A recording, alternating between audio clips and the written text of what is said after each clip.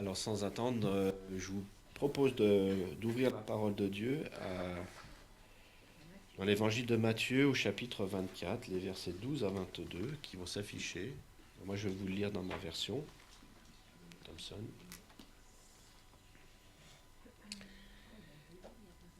Je sais pas s'il marche, ouais. Et en raison des progrès de l'iniquité, l'amour du plus grand nombre se refroidira. Mais celui qui persévérera jusqu'à la fin sera sauvé. Cette bonne nouvelle du royaume sera prêchée dans le monde entier pour servir de témoignage à toutes les nations.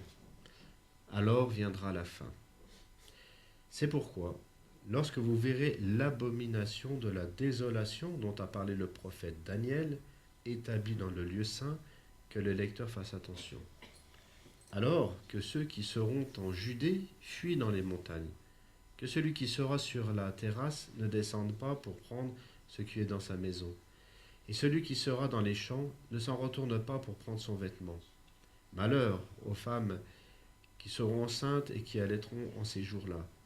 Priez pour que votre fuite n'arrive pas en hiver, ni un jour de sabbat. Car alors, il y aura une grande tribulation telle qu'il n'y en a pas eu depuis le commencement du monde jusqu'à maintenant, et qu'il n'y en aura jamais plus. Et si ces jours n'étaient abrégés, personne ne serait sauvé. Mais à cause des élus, ces jours seront abrégés. Que Dieu bénisse sa parole. Sans autre, j'invite Jean-Claude pour partager le temps.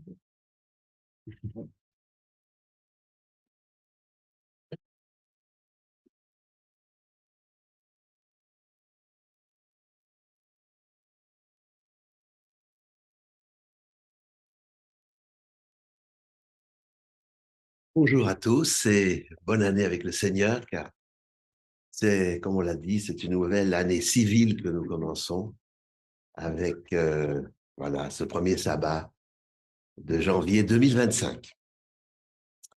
Alors c'est je dirais, Matthieu 24, ce qui vient de nous être lu à l'instant. C'est un passage de la Bible, c'est les paroles de Jésus rapportées, que ce soit par Matthieu, Luc, je dirais les évangélistes, qui est bien connu, que nous connaissons. Mais quelque part, si j'ai voulu qu'on aborde ce discours de Jésus à la fin de son ministère terrestre, c'est avant tout, je dirais, pour appuyer sur le verset 15, qui n'a pas dû passer inaperçu et qui a soulevé souvent beaucoup de questions et différentes compréhensions. C'est pourquoi, donc Matthieu 24, hein, c'est pourquoi lorsque vous verrez l'abomination de la désolation dont a parlé le prophète Daniel, établie dans le lieu saint, que le lecteur fasse attention. Alors, évidemment, je dirais, ce verset peut paraître de prime abord un petit peu énigmatique. Avant de rentrer dans cette dimension, cette référence que Jésus fait au prophète Daniel, et vous savez qu'il aborde cette notion d'abomination de la désolation au chapitre 9, mais également, je dirais, sur la fin de sa parole prophétique au chapitre 12 également. Et la plupart du temps, il est lié, il est devancé par la notion de perpétuel. Et quelque part, il y a un lien entre le perpétuel et l'abomination de la désolation. Et c'est un petit peu ce que j'ai voulu aborder avec vous, approfondir cette double notion qui, quelque part, accompagne le peuple de Dieu, notre monde, je dirais, euh, sur de longues périodes, et également dans les temps de la fin. Après une période peut-être, je dirais, comment on pourrait dire ça, euh, moins accentuée, atténuée. Et voilà un petit peu ce que je voulais aborder avec vous ce matin. Alors j'ai regardé aussi un petit peu dans le rétroviseur, un petit peu de ce que le Seigneur m'avait inspiré, je dirais, tout au long de l'année écoulée, 2024. Alors très rapidement, alors, je me suis rendu compte que, bon, en janvier, j'avais développé la notion d'être à Christ. C'est être la descendance d'Abraham, héritier selon la promesse. Et vous savez, le texte des Galates La descendance d'Abraham, c'est le Christ dans notre nature humaine. J'avais également abordé en mai, je me rappelle bien, oui, euh, cette, cette nécessité spirituelle de laisser toujours plus de place à Jésus dans nos cœurs pour nous transformer. On l'a encore approfondi ce matin. C'est vrai que tous ces thèmes ont des liens et des dimensions très importantes dans nos vies, dans notre spiritualité. En septembre, j'avais un petit peu développé la notion sceau de Dieu ou marque de la bête. Et quelque part, c'est une réalité tout au long de ces 6 millénaires de l'humanité, mais particulièrement, je dirais, forte en cette fin des temps, juste avant c'est le second retour du Christ. Et en novembre, c'était il n'y a pas si longtemps, j'avais approfondi suite à la traduction du livre, je dirais, de notre frère Wilkinson, un pionnier, sur l'Église du désert. J'avais donc essayé d'approfondir un petit peu, en tout cas d'aborder, peut-être pas approfondir vraiment profondément, qu'est-ce que l'Église du désert? Et alors, vous vous rappelez, le livre d'ailleurs est disponible, c'est assez intéressant parce que c'est un pionnier qui a bien connu Ellen White et qui a vécu très âgé, 95 ou 96 ans, il est décédé qu'en 68, c'est relativement récent, enfin, pour nous qui sommes déjà un petit peu âgés en tout cas, je dirais, mais on se rend compte que même dans cette dernière église, l'adventisme, je dirais, qui justement a été sensible à ce livre de Daniel, avec justement cette compréhension du Yom Kippour cosmique, des 2300 soirs et matins, et dont les 70 semaines ont été retirées pour le peuple juif. Mais c'était la patience de Dieu, le chiffre 7 de la plénitude. Mais quelque part, je dirais, la 70e semaine a bien été achevée. L'apôtre Paul qui persécutait les premiers juifs devenus chrétiens après le chemin de Damas, qu'est-ce qu'il va nous dire après la lapidation d'Étienne dont il était le meneur, croyant que, je dirais, lui, le pharisien, le théologien de l'époque, faisant partie du Sanhédrin, le tribunal religieux avait pensé à juste titre devoir le condamner pour avoir blasphémé. Il prétendait être le Fils de Dieu. Mais quelque part, il y avait beaucoup d'hypocrisie puisque pour le faire condamner par Pilate, le représentant, le gouverneur romain, ils avaient l'habitude de déifier les humains. Ce n'est pas un sujet. Eux qui attendaient le Messie roi pour se libérer des Romains, pour redevenir le grand Israël comme du temps de Salomon, ben, alors qu'ils attendaient ce Messie roi et que Jésus avait déçu à la fois dans son enseignement, remettant en cause leur esprit étroit et leur légalisme hypocrite, et le fait qu'ils prétendaient que son royaume n'était pas de ce monde. Donc, ce n'était pas le Messie qu'ils attendaient, avec la lecture qu'ils avaient aussi du livre de Daniel.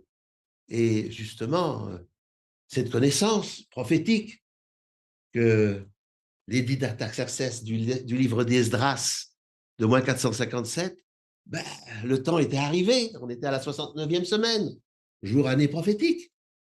Et il commençait à se manifester des messies, je dirais, et l'attente était là, en tout cas, de pouvoir se libérer de l'emprise de l'Empire romain. Mais après, je dirais, le chemin de Damas, et Jésus s'était manifesté à lui parce qu'il nous connaît chacun de nous.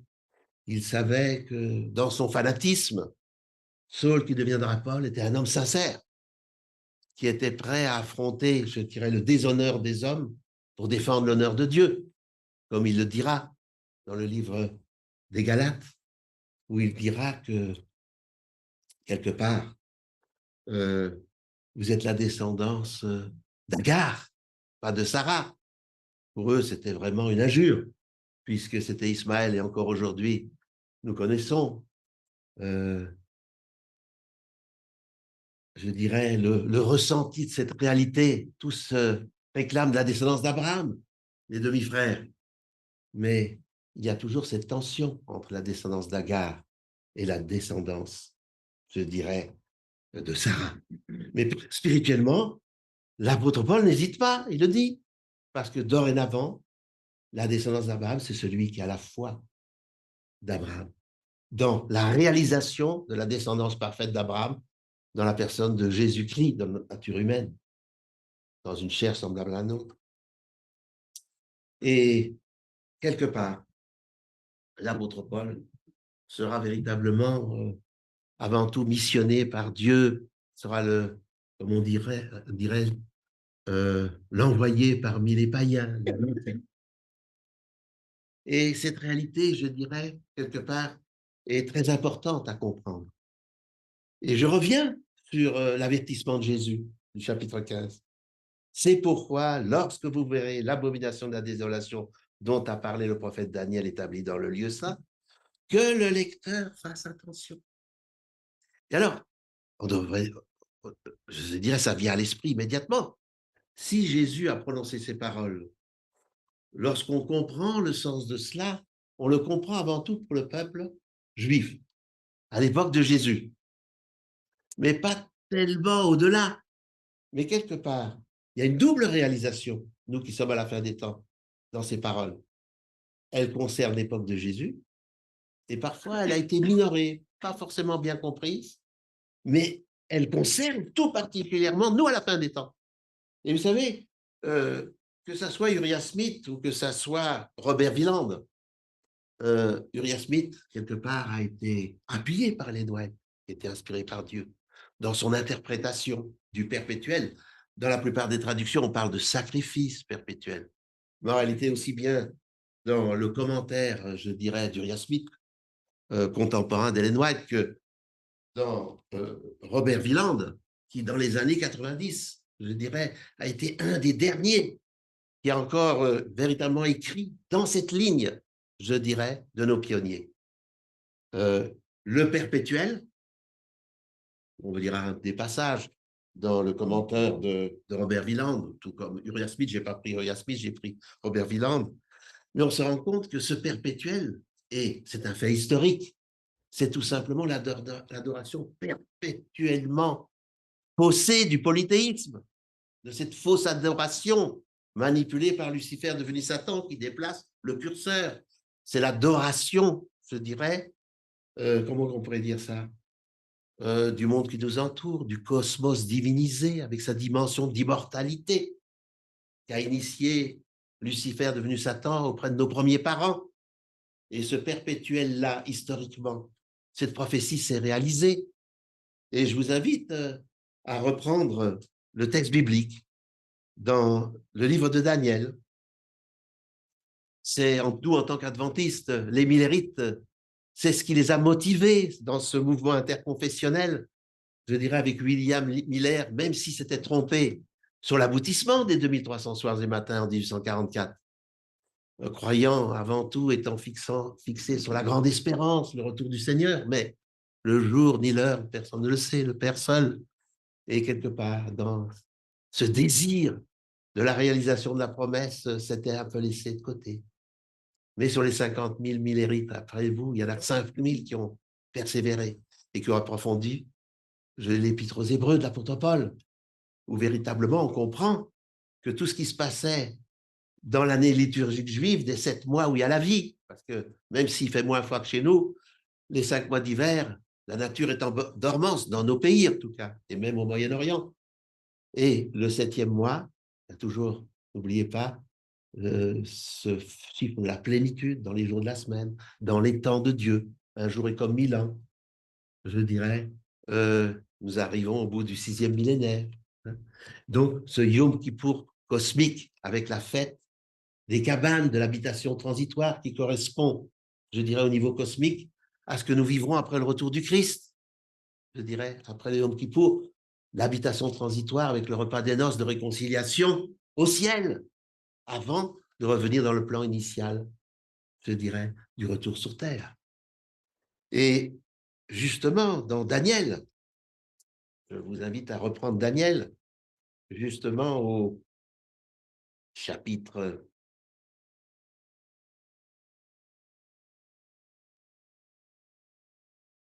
au chapitre 8, si je me souviens bien. Oui, c'est ça. C'est le verset, voilà. Elle s'éleva, 10, jusqu'à l'armée des cieux. Donc, il s'agit donc de cette petite corne hein, qui s'agrandit. Et nous savons, je ne veux pas revenir sur l'explication, sur l'approfondissement, mais la petite corne, je dirais, qui abaisse 3 rois, nous savons qu'elle s'est réalisée et il y a bien des points aujourd'hui de confirmation, hein, puisque vous savez qu'en 1996, on a fêté en France, je dirais, le 1500e anniversaire de baptême de Clovis, de 496, qui correspond à cette réalité. Clovis, je dirais, le roi franc païen, qui, sous l'influence d'une de ses femmes, Clotilde la Burgonde, déjà catholique, va à Rome, je dirais, met en déroute les tribus barbares et justement, je dirais, devient le fils aîné de l'Église, la fille aînée de l'Église, et à la fois va tourner les véritables chrétiens, va les combattre pour les faire devenir catholiques, et également, je dirais, les païens. C'est un fait historique, indéniable. Et alors, qu'est-ce qu'il est dit là? Elle s'éleva jusqu'à l'armée des cieux, fit tomber à terre une partie de cette armée, et des étoiles et les piétina. Donc, on comprend un petit peu ce qui s'est passé. Elle s'éleva jusqu'au chef de l'armée, le perpétuel, parce que dans l'original, il s'agit de cette adoration perpétuelle du polythéisme, lui fut retiré et le lieu de son sanctuaire fut rejeté. L'armée fut livrée avec le perpétuel à cause du crime. La corne jeta la vérité par terre et réussit dans ses entreprises. C'est un fait historique. Et je vous rappelle les faits historiques. Les historiens sont là pour nous le rappeler. Au IIIe siècle, avec le concile de Nicée, en 300, je ne sais plus, 25, je crois, ouais, il me semble que c'est ça. Qu'est-ce qui va se passer? Je dirais parce que pendant les 3 premiers siècles, les chrétiens, qui soient d'origine païenne ou juive, sont persécutés, sont jetés aux bêtes féroces dans les arènes pour renier leur foi. Et quelque part, il y en a toujours plus. Bien sûr, il y en a bien sûr qui abandonnent, mais il y en a aussi qui persévèrent. Et qu'est-ce qui va être proposé au patriarche de l'époque? Il va être proposé tout simplement, je dirais, de passer du sabbat de l'Éternel au Sunday, au jour de l'adoration du soleil dans le polythéisme romain. Et d'être accepté ainsi par cette transformation. Et du 3e au 5e siècle va cohabiter dans l'Empire romain le polythéisme romain et, je dirais, ce christianisme trinitaire, je dirais, avec comme jour de repos et de référence le dimanche. Mais ce qui va favoriser la passation du perpétuel, je dirais, à l'abomination de la désolation. Pourquoi abomination de la désolation? Parce que justement, il y a une prétention à la chrétienté. Mais c'est tout simplement du polythéisme chrétien. C'est-à-dire, c'est du pagano-christianisme, pour utiliser un autre terme. Et tout le Moyen-Âge est là pour nous en convaincre. En France, il y a les musées de l'Inquisition, il n'y a qu'à les visiter. Ce n'est pas aujourd'hui qu'ils pourraient être construits. Heureusement qu'ils ont déjà été construits dans le passé. Parce que la démocratie est en voie de disparition. Fini comme partout. C'est une question de temps. Et qu'est-ce qu'on voit? Ben, ça a été la persécution, ça a été toutes les horreurs, toutes les horreurs des tortures, de tout ce qu'on peut imaginer. Hein, je ne vais pas rentrer dans les détails, mais c'est une réalité. Il n'y a qu'à les visiter. Et regardez ce qui s'est passé. Il y a tout simplement la capitale de Rome qui a été déplacée à Constantinople, Istanbul d'aujourd'hui. Il n'y avait plus qu'un représentant, je dirais, de l'Empire à Rome, ce qui l'affaiblissait. Et c'est comme ça, avec l'avancée des barbares, que quelque part, la situation a pu basculer et que, je dirais, la transition s'est faite tout naturellement. Et c'est pour ça que Clovis, la France, dans la prophétie, est quelque chose de dominant dans ce qu'elle a été. Mais en même temps, c'est elle qui a cassé son pouvoir à la Révolution. Ne l'oubliez pas, c'est aussi prophétisé. Les 1260 jours, lorsque la persécution va commencer entre 538 jusqu'à la Révolution en 1798, quand Napoléon va déporter le pape. Mais cette blessure guérirait. Je ne vais pas revenir là-dessus. Je fais simplement un fil conducteur. Dans Apocalypse 13, on le lit. Elle guérirait, mais elle guérit sous nos yeux, progressivement. Oui. Là, aujourd'hui, on est probablement, vous savez, n'oubliez pas que le prophétisme de la fausse adoration, pour les 70 semaines, la dernière semaine est balancée à la fin des temps, en cette année de détresse. Et au milieu, ce qui est détruit, ce n'est pas le Christ qui meurt, c'est l'antéchrist. Qu'est-ce que l'antéchrist dans cette lecture? La séparation du religieux et du politique, la blessure qui a été faite injustement. C'est rien d'autre. Il faut le comprendre. Et c'est ce qui est en train d'arriver sous nos yeux. Une autre chose, je vous donnerai un autre détail. Il ne faut pas oublier que malgré qu'on est une république laïque qui ne reconnaît ni ne soutient qu'un culte, je dirais, des hommes de renommée français sont nommés régulièrement chanoines de Latran. Latran, c'est la tête des églises à Rome. Mais actuellement, notre président qui fait. Normalement, c'est incompatible. Mais c'est bien la preuve que la blessure guérit et que nous passons à autre chose. Vous voyez l'élection, je dirais, de Trump. Il est soutenu, il y a toutes ces dimensions-là. Et petit à petit, on passe à autre chose. Mais bien sûr, je dirais, la théocratie, c'est formidable, avec l'Esprit de Dieu, pas avec l'Esprit de l'autre. Et c'est pour ça que je dirais quelque part, et n'oubliez pas, avant ce qui s'est passé en Israël, il y avait eu les accords abrahamiques entre qui? Entre ceux qui sont dominants dans l'islam, où il y a le pèlerinage, hein, l'Arabie saoudite, les Arabes sunnites, l'Église catholique, et les Juifs, parce que le gouvernement juif de Netanyahou n'a jamais été autant religieux. Ne l'oubliez pas, dans leur lecture à eux. La grande Église a toujours dit que c'était le peuple déicide, mais aujourd'hui, ce n'est pas le discours. Les deux témoins de Dieu, c'est nous, la seule Église, et le peuple juif. Mais qu'est-ce que l'apôtre Paul dit? Le juif, c'est celui qui a la foi d'Abraham. Enfin, ça n'a plus de sens hein, au niveau de spiritualité. Ça a un sens racial, mais ça n'a pas un sens spirituel. Mais tout ça, ce n'est pas du tout la lecture dominante dans notre monde d'aujourd'hui. Vous voyez? Donc, c'est ça qui est en train d'arriver, je dirais. Le passage du perpétuel, je dirais, à l'abomination de la désolation. Mais je reviens sur le texte, la mise en garde par rapport aux Juifs. De quelle manière, je dirais, il y a cette dimension d'abomination de la désolation? Mais tout simplement, Antiochus, non. Comment il s'appelle encore? C'est non. C'est le grand historien juif, Flavius Joseph. Flavius Joseph. Dans sa description après la mort du Christ, de ce qui se passe, ne l'oubliez pas, au moment de la mort du Christ, qu'est-ce qui se passe? D'abord, c'est l'obscurité de 9 heures du premier sacrifice du matin à 15 heures lorsqu'il expire sur la croix. Et puis, au moment de l'expiration, n'oubliez pas que, comment on peut dire ça? Le rideau entre le lieu saint et très saint s'est déchiré. Et Flavius Joseph, qui était juif pourtant, qu'est-ce qu'il a dit? Ben, il s'est passé que l'agneau qui allait être sacrifié s'est échappé. C'était un signe de Dieu. Plusieurs signes. L'obscurité, je dirais, le, le rideau qui se déchire, qui montre quelque part que tout a été réalisé. Maintenant, on passe au sanctuaire céleste. Dans l'Épître aux Hébreux, le sanctuaire terrestre n'était qu'une image pédagogique du sanctuaire céleste, où tout se passe réellement avec le véritable avocat, Jésus, je dirais, qui, quelque part, est celui qui, je dirais, fait parfaitement la mission du véritable sacrificateur. Et donc, c'est dans ce contexte-là qu'il faut comprendre ce texte de Matthieu 24. Qu'est-ce qui s'est passé ensuite, avant la destruction du temple, en l'an 70, donc après la crucifixion et puis la résurrection Mais les sacrifices ont continué. Et quelque part, c'était l'abomination de la désolation, puisque le véritable sacrifice avait été réalisé, malgré les signes. C'était l'entêtement.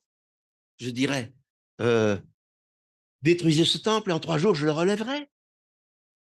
Les Juifs devenus chrétiens le disaient.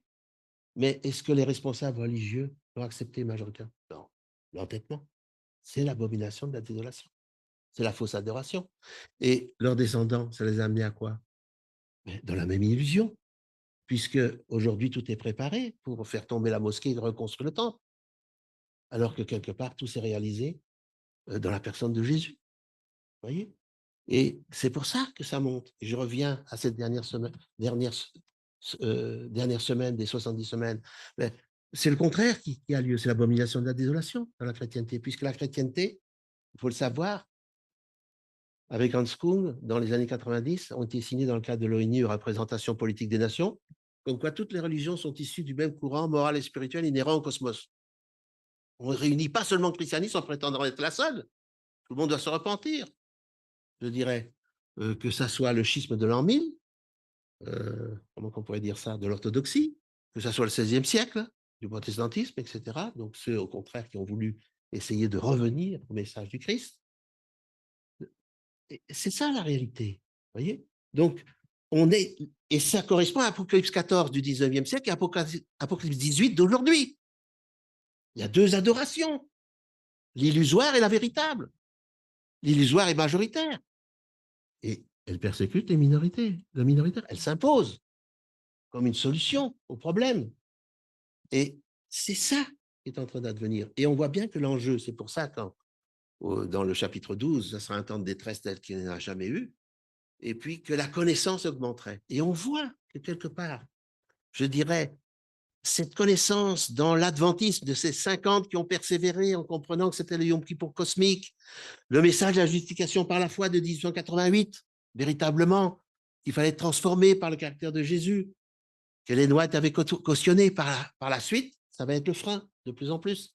Et le rouleau compresseur de l'œcuménisme dans la chrétienté, bon, a fait beaucoup de dégâts, nous le savons. Hein, ça a tendance à rendre sourds, aveugles et muets. Hein, faut utiliser une drôle d'image, un petit peu comme sur les bureaux de direction qu'on voit souvent. Ça, c'est pour faire comprendre, je dirais, aux employés que, hein, voilà, il faut faire, c'est écouter le grand chef et suivre. Voilà. Donc, il y a un peu de ça. Voilà, je voulais donc insister là-dessus. Je dirais parce que c'est important. C'est important.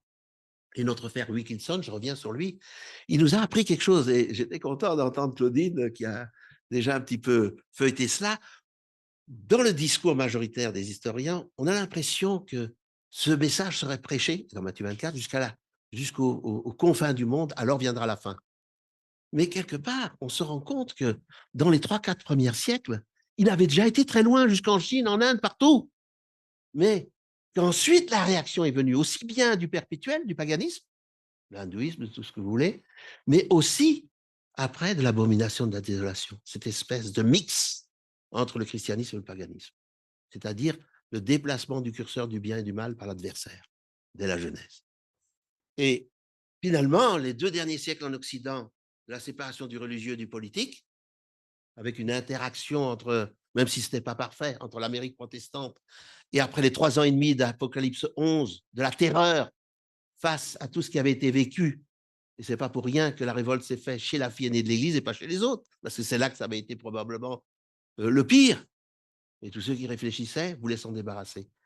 Mais quelque part par des moyens violents. Mais après, et vous le savez, la statue de la liberté dans le port de New York a été donnée par la France républicaine. Il y a eu une interaction. Mais la démocratie, elle a été dévoyée par quoi? Rappelez-vous, Apocalypse 18.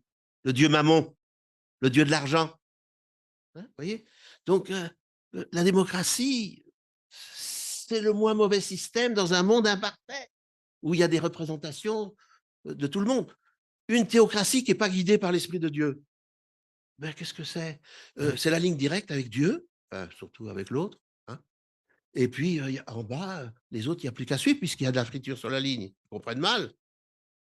Il faut quand même dire les choses comme elles sont. Et c'est ça qui est en train de revenir à grands pas. Oui. Et, quelque part, ne l'oubliez pas, je dirais, on ne sait pas quand est-ce que la dernière septaine va se réaliser avec ce faux prophétisme. Donc, la disparition hein, de l'antéchrist qui est détruit. L'antéchrist, c'est quoi?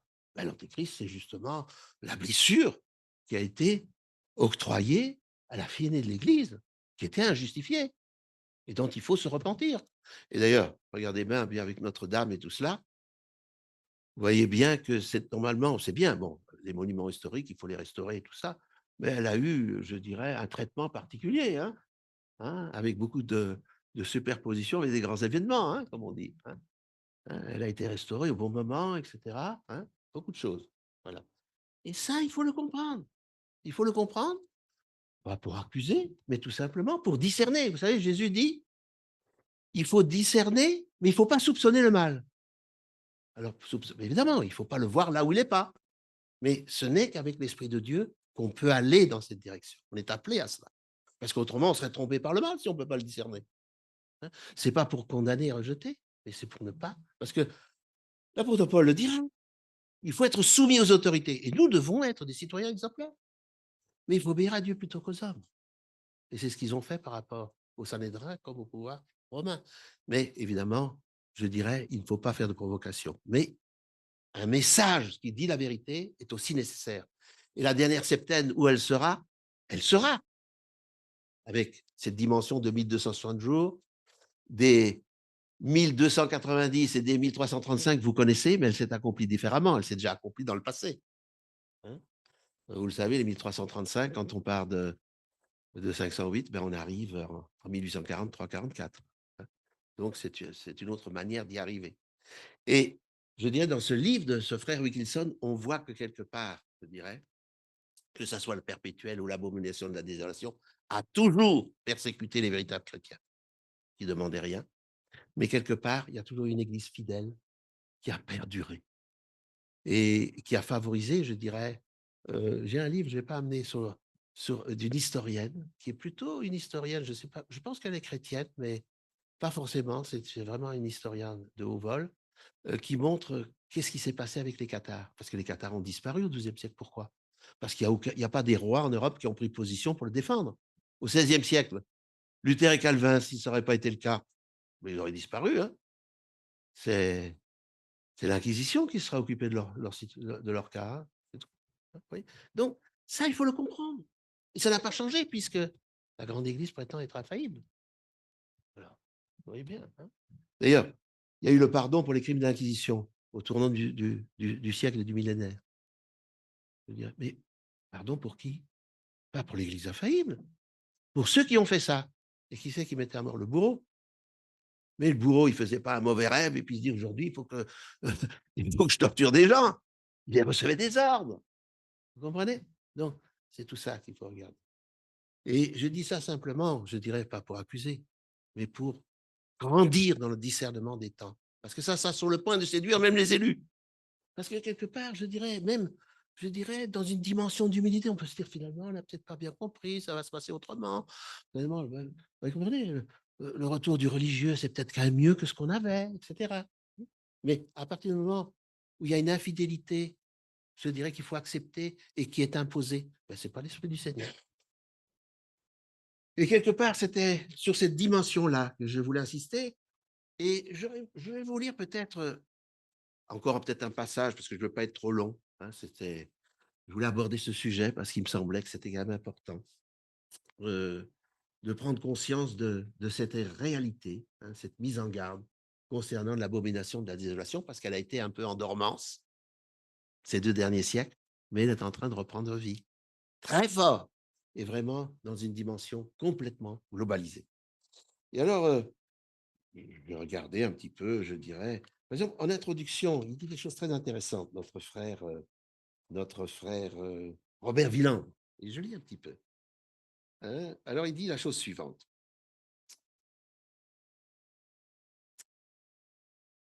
Ici, nous commencerons par la bonne nouvelle. Vous pouvez comprendre le livre de Daniel. Jésus nous invite à lire cet ouvrage. Il nous promet que nous pourrons le comprendre. Voir Matthieu 24, 15. Donc, il fait allusion à cette abomination de la désolation qui concernait aussi bien les Juifs, déjà, dans cet acharnement à ne pas reconnaître leur Messie qu'ils attendaient, parce que, quelque part, ils n'étaient pas guidés dans leur orgueil par l'Esprit de Dieu. Et dans l'abomination de la désolation, dans le perpétuel, c'est le cas, mais dans l'abomination de désolation au niveau des Juifs, ça l'est aussi dans le pagano-christianisme. Ça l'a toujours été.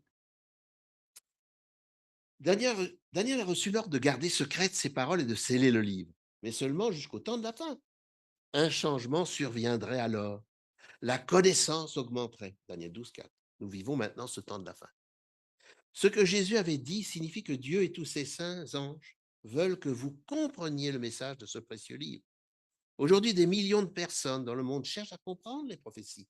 la Bible devient, comme jamais auparavant dans l'histoire, une lampe à nos pieds et une lumière sur notre sentier. Fait référence à Psaume 119, 105. Depuis longtemps déjà, Dieu a donné la révélation par sa parole. Et ce don prouve son amour.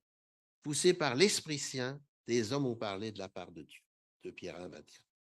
D'autres, au fil des siècles, ont préservé ces paroles au prix de grandes souffrances et parfois même de leur vie. C'est par la Bible que Dieu parle encore aujourd'hui au cœur des hommes. Le livre de Daniel a survécu aux attaques de ceux qui doutent de son inspiration. Des découvertes archéologiques récentes au Moyen-Orient confirment que ce livre a pu être écrit par Daniel lui-même. Avant ces découvertes, c'était mis un petit peu en cause. On prétendait, pour diminuer, je dirais, la dimension d'inspiration, que ça avait été écrit dans un temps beaucoup plus proche. Mais il n'en est rien. Je dirais, les recherches archéologiques ont justement confirmé la réalité, je dirais, de l'époque à laquelle Daniel a été inspiré par Dieu. Alors, je regarderai peut-être juste, il y a peut-être un passage que je voudrais quand même lire avec vous. Voilà. Oui, à la page 159 dans son livre, j'ai noté un petit peu pour essayer de m'en rappeler.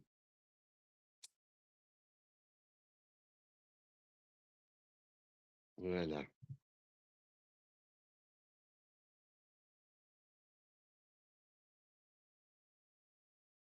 Voilà, il y a quelque chose qui est intéressant qu'il faut connaître au niveau de la notion de sanctuaire. Dans la page 158, il dit le mot hébreu pour troupe implique une puissance. Là, on est dans Daniel 8, hein, une puissance militaire qui est utilisée pour renforcer la papauté et lui donner la suprématie. De même, les termes sanctuaire, forteresse, évoquent un lieu dédié à une force militaire. En hébreu, le mot Migdash est différent du mot Kodesh de Daniel 8, 14, qui s'applique uniquement au véritable sanctuaire céleste de Dieu. Voir Ézéchiel 16, 12, Ézéchiel 28, 18, où l'on constate que Migdash peut être aussi bien le sanctuaire de Satan ou un sanctuaire païen. Certains érudits considèrent que ce sanctuaire forteresse est tout simplement la base originelle du paganisme, c'est-à-dire la ville de Rome qui était le centre du monde païen. Voilà.